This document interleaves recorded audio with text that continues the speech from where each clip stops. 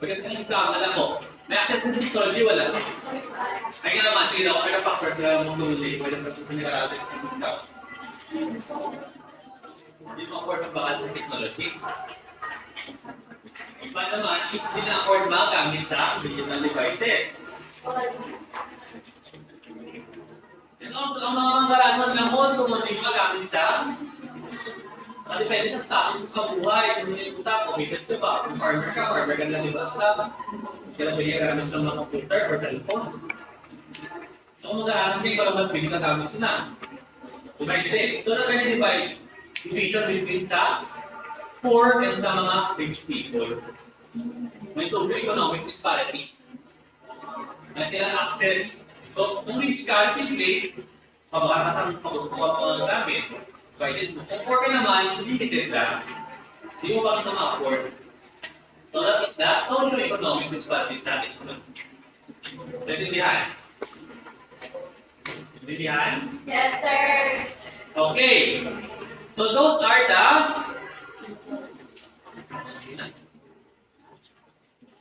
key aspects of digital divide. So subong naman yung i-discuss also the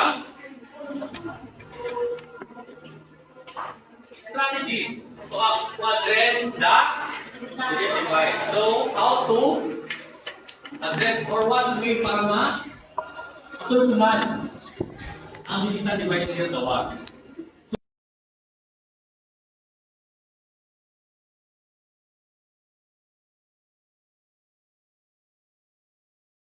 Lalo pa rin. Makalang ko sa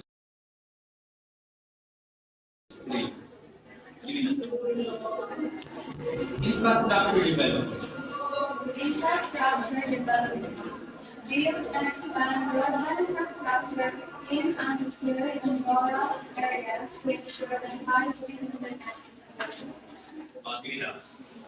Maganda ka lang mag-atinggan sila sa mga Ano?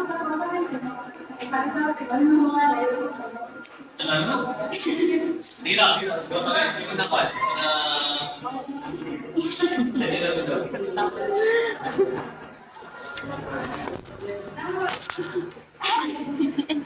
Kaya mag-atinggan para mag-expand ka sa mga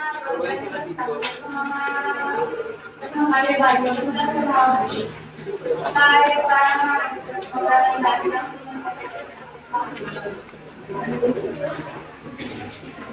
What can be infrastructure development? So what can be infrastructure?